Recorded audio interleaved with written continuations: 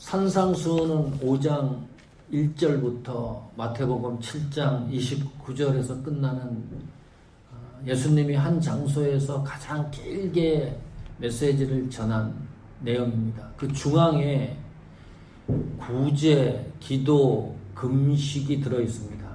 물론 주기도문도 들어있습니다. 신앙생활에 있어서 가장 중요한 요소가 구제, 기도, 금식입니다. 믿음의 핵심이기도 합니다. 그런데 예수님이 가장 중요한 신앙인들이 일반적으로 행해야 될 구제, 기도, 금식에 대해서 부정적으로 언급해 놓고 있습니다. 무슨 말입니까? 구제, 기도, 금식이 잘못 사용되고 있다. 거기에 대해서 예수님이 경고하고 있는 말씀이기도 합니다. 결론적으로 얘기를 하면 이런 거지요. 구제, 기도, 금식이 종교화되고 있다. 종교적으로 되고 있다. 또 하나, 그것은 하나님 의도와 다른 방향으로 가고 있다. 그거에 대한 경고입니다. 그래서 지난주에도 그렇게 말씀드렸습니다. 구제, 기도, 금식에 대한 포괄적인 내용들이 계속해서 언급되고 있는데 그 가운데 하나가 정리를 해보면 세 가지로 압축할 수 있다. 예수님의 경고를. 그 첫 번째가 외식하지 말라는 겁니다. 외식하지 말라는 것은 속이지 말라는 뜻입니다. 꾸미지 말라는 겁니다. 신앙을 포장하지 마라. 이런 거예요. 겉에 포장은 산삼 그려있는 포장을 했는데 그 포장을 뜯어보니까 도라지가 들어있어요. 뭘 가지고? 구제, 기도, 금식을 가지고 그렇게 포장하지 말라는 거죠. 두 번째는 사람에게 보이려고 하지 마라. 나는 대단한 사람이다. 쉽게 말하면 잘난 척 하지 마라. 이 구제, 기도, 금식을 가지고 그것을 가지고 신앙적인 우월감의 재산으로 사용하지 마라. 세 번째 경고입니다. 영광을 얻으려고 하지 마라. 구제와 기도와 금식을 통해서 내가 영광을 받겠다고 생각하는 자체를 조심하라. 그렇게 계속해서 성경이 말씀하고 있습니다. 주의해야 될 필요가 있는 거죠. 정신을 집중해야 될 필요가 있습니다. 매 성경 구절마다 그렇게 설명하고 있습니다. 자, 그러면 구체적으로 하나하나 예수님이 경고하시면서 원칙을 세우신 것에 대해서 살펴보겠습니다. 그 첫 번째가 구제의 원칙입니다. 3절 보시면 너는 구제할 때에 오른손이 하는 것을 왼손이 모르게 하여. 늘 말씀드리는 내용입니다. 우리가 왼손이 없으면 몰라도 오른손이 하는 것을 왼손이 뻔히 아는 거예요. 그러니까 그 말씀대로 하면 구제를 하는 것보다 은밀하게 왼손이 모르게 하는 것이 더 어렵다. 사실 그렇죠. 그게 더 어렵습니다. 그 당시 사람들은 구제를 통해서 구원받는다고 생각을 했습니다. 그러니까 많이 구제 섬김을 해야지만 구원을 받기 때문에 겉으로 표현하려고 하는 것이 너무 많았다는 거죠. 지난주 총회 때문에 새벽 이슬교회에서 서분회 목사님들이 모여서 줌으로 총회를 함께 했습니다. 그때 박대근 목사님이 얘기하는 가운데 그런 얘기 하시더라고요. 에반갈리 대학교 거기에 사무총장으로 사역할 때입니다. 20년도 넘었죠. 한국에 가서 학교 후원금을 모금을 하는데 박대근 목사님이 후원 헌금을 모금하면서 가장 기억에 남는 분이 그분이라 그래요. 1억을 했습니다. 1억. 지금 계산으로 하면 달러로 환산해도 10만 불 정도 되는 거잖아요. 1억을 헌금한 분인데 이름 없이 했습니다. 지금도 몰라요. 지난 금요일날 기독교 방송에서 공개 후원을 했습니다. 많은 사람들이 이름을 내고서 이름을 얘기하면서 헌금을 했는데 중간중간에 보면 무명으로 헌금하는 사람들이 있습니다. 여러분, 10만 불, 100만 불 헌금하는데 무명으로 한다? 이거는요, 보통이 아닙니다. 헌금하는 분이, 구제하는 분이, 섬기는 분이. 보통 교회나 학교나 헌금을 하면 이름을 꼭 써놓습니다. 헌금자 명단에.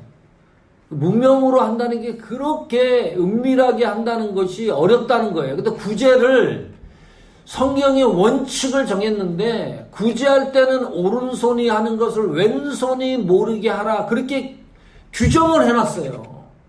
그러면 모든 성도들은 마태복음 말씀에 오른손이 하는 것을 왼손이 모르게 해야 되는 것이 맞는 거지요.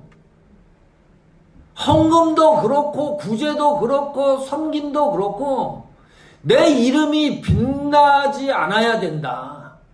그것이 구제의 원칙입니다. 이유가 뭘까요? 주는 사람보다 받는 사람을 성경이 배려하고 있기 때문입니다. 누가 100만 불 줘보세요. 얼마나 주눅들겠어 받은 사람이. 별거 아닌 것 같지만은 이게요 참 묘한 겁니다. 거기에 올가맬 수도 있는 것이고. 성경은 지금 구제의 원칙을 오른손이 하는 것을 제발 왼손이 모르게 하라.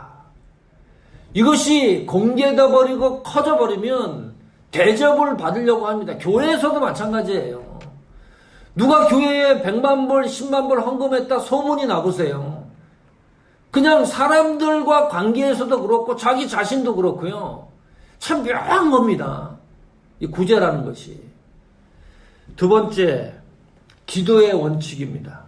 6절 보십시오. 마태복음 6장 6절입니다. 너는 기도할 때에 내 골방에 들어가 문을 닫고 은밀한 중에 계시는 아버지께 기도하라. 은밀한 중에 보시는 내 아버지께서 갚으시리라 그랬습니다. 6절을 가만히 보시면 기도할 때, 이거 개인 기도입니다. 함께 모여서 하는 그런 기도가 아닙니다. 기도할 때에 골방에 들어가라. 그리고 문까지 닫으라 그랬습니다. 완전히 차단시킨 겁니다. 5절 보십시오. 마태복음 6장 5절에 또 너희는 기도할 때에 외식하는 자와 같이 하지 말라. 그들은 사람에게 보이려고 회당과 큰 거리의 아우기에 서서 기도하기를 좋아하느니라. 내가 진실로 너희에게 이르노니 그들은 자기 상을 이미 받았느니라.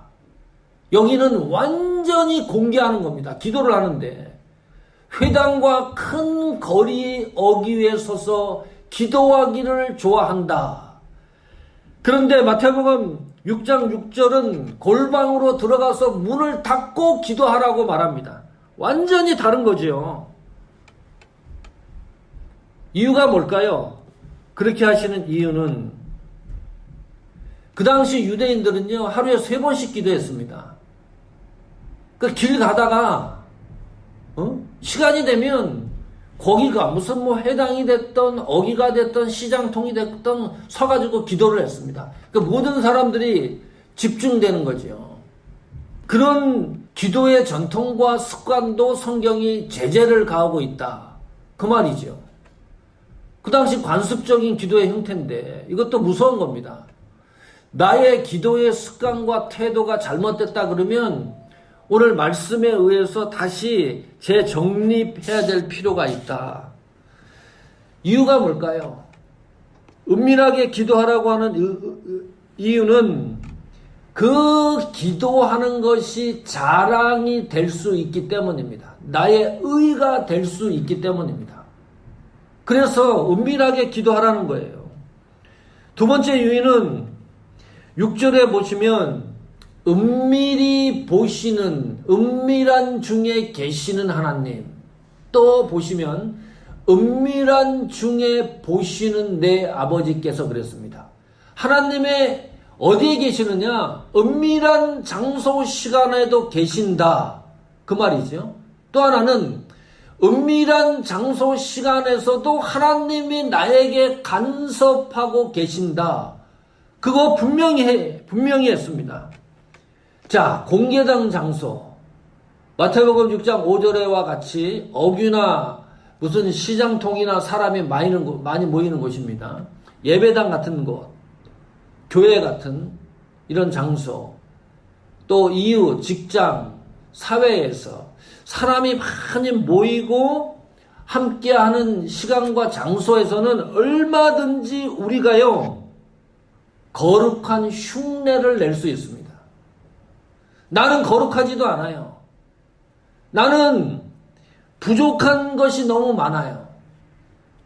그런데 최고의 장로님으로, 최고의 목사님으로 흉내낼 수 있다니까요.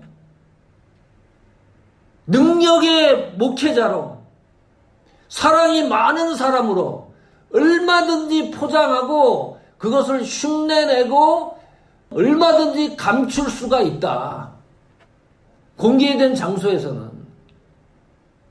그런데요, 오늘 말씀처럼 골방에 들어가서 문을 닫고 나 혼자 하나님과 관계를 맺는 그런 시간이라고 생각해 보십시오. 그때는 어떻게 돼야 됩니까?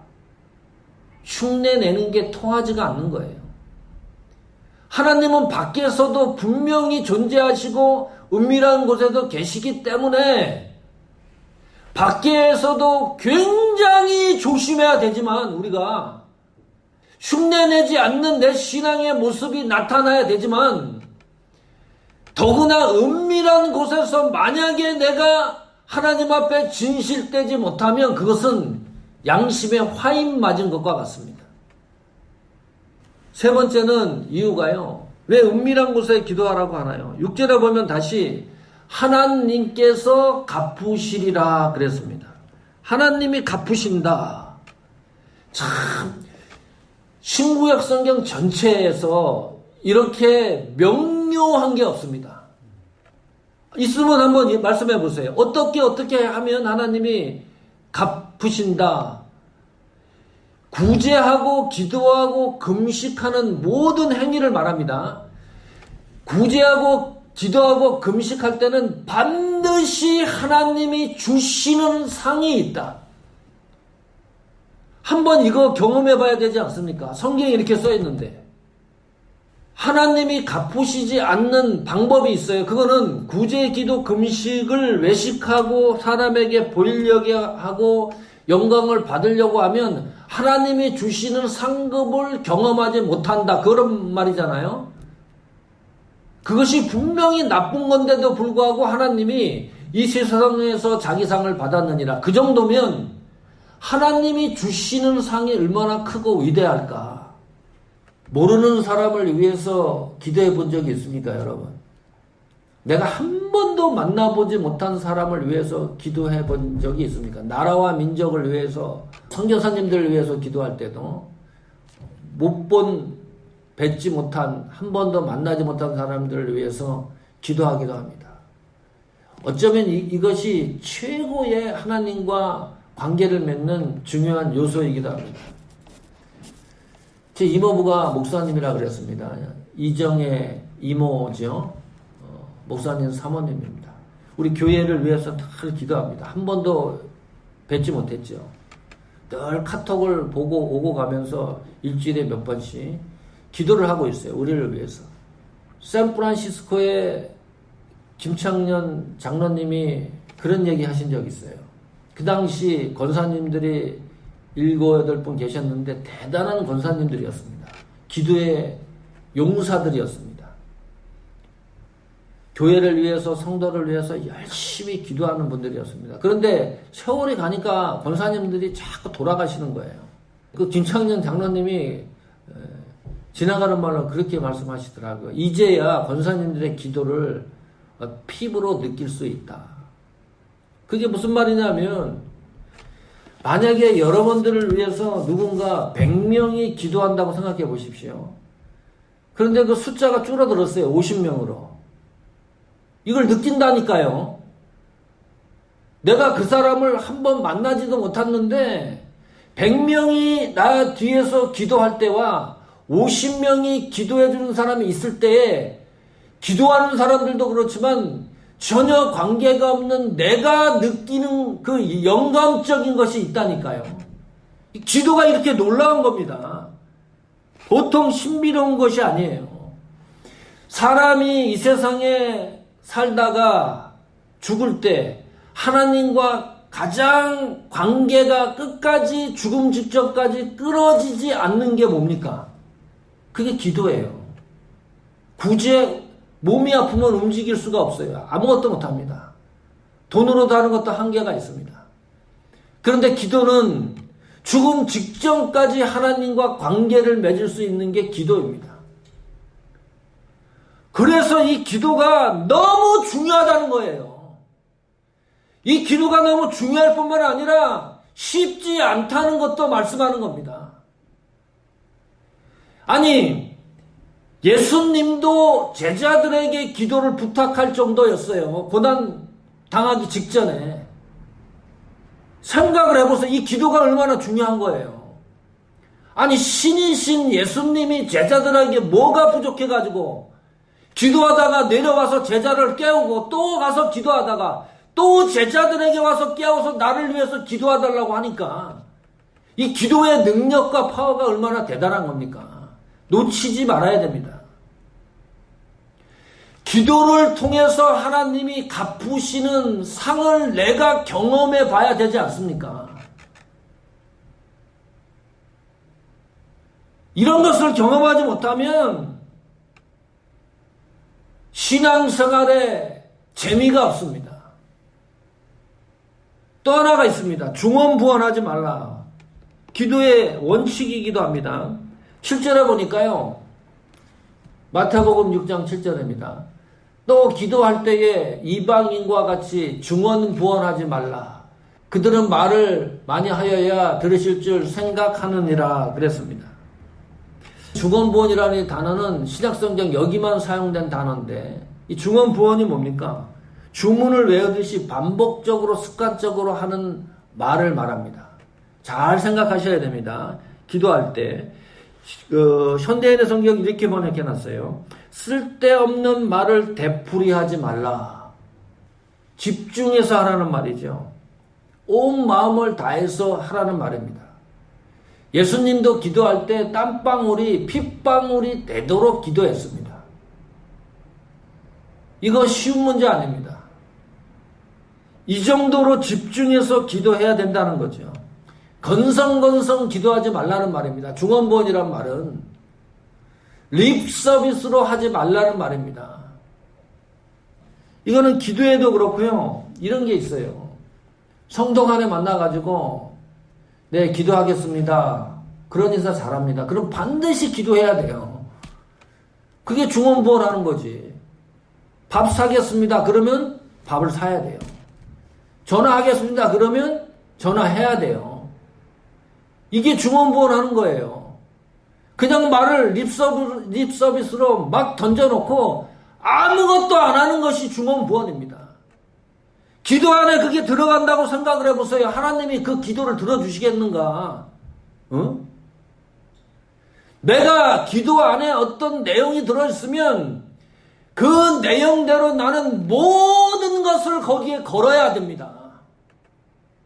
그래야 기도의 역사와 효력을 내가 경험할 수 있는 거죠.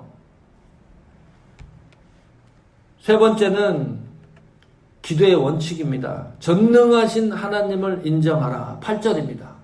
그러므로 그들을 본받지 말라. 구하기 전에 너희에게 있어야 할 것을 하나님 너희 아버지께서 아시느니라 그랬습니다. 전지전능하신 하나님이죠. 절대 주권의 하나님을 인정하라. 구하기 전에 아신다. 이게 무슨 말인가요? 구하기 전에 아신다.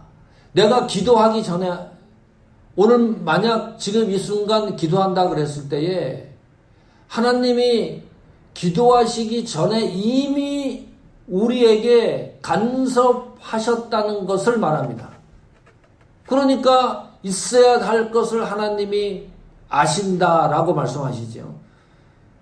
그 기도 시간에 하나님이 나에게 간섭하신 은혜를 확인하는 것이 기도하는 겁니다. 그것을 전능하신 하나님을 인정하는 겁니다. 기도를 통해서 뭐 하는 거예요? 우리가 하나님을 조종할 수 없습니다. 기도를 통해서 하나님의 복을 우리가 탈취할 수도 없습니다. 왜요?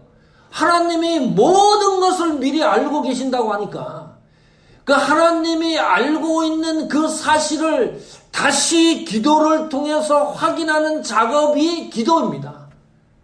그 기도하지 않으면 그 말이죠.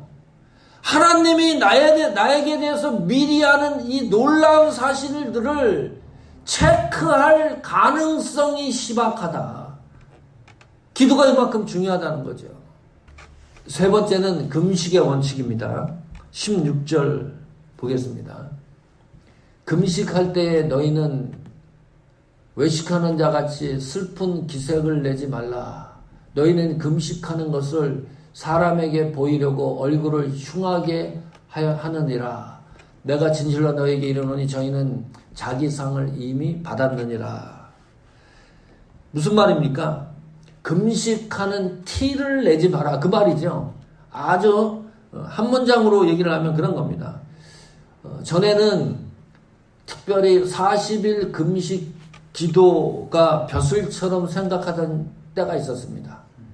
삼각산 기도원에서 40일 금식 기도 10번째, 불의 사자, 홍길동 목사, 뭐 전도지도 그렇게 부흥의 집회 광고도 신문에도 그렇게 내고 했었어요. 근데 오늘 성경에 보면 금식할 때 슬픈 기색도 내지 말고 이게 말이 됩니까? 기운이 없는데 사람에게 보이려고 금식하는 티를 제발 내지 마라. 성경이 이렇게 말하고 있습니다. 제가 한국에 있을 때 신학교 다닐 때 목사님들을 몇 분을 모셨었는데 그 가운데 두 분 목사님이 한 분 목사님은 부흥 강사고 또 40일 금식 기도를 식사하시듯이 하시는 분입니다. 많이 하셨어요. 제가 있을 때도 2번, 3번 하셨습니다. 한국에서 40일 금식 기도는 물만 먹습니다. 아무것도 안 먹어요. 채소도 안 먹고 물만 먹어요. 물만. 그러던 어느 날 목사님이 그런 말씀 하세요. 가능하면 40일 금식 기도 하지 말라고 그래요. 저한테.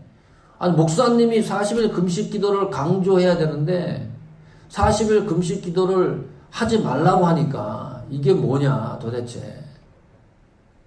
그 목사님이 40일 금식 기도하고 나서 치아가 다 빠졌어요. 그 틀 일을 하고 계셔요. 이게 무슨 말입니까? 금식 기도가 하루가 됐던 이틀이 됐던 10일이 됐던 특별히 40일 정도 금식을 한다는 말은 무슨 말이냐면 내 생명을 하나님 앞에 건다는 겁니다. 단순한 게 아니고요. 나의 생명을 걸고 하나님 앞에 기도합니다. 그런 의미 아닙니까? 하나님 앞에 생명을 거는 일에 대해서 그것이 뭐 공개할 일이냐 사람들 앞에.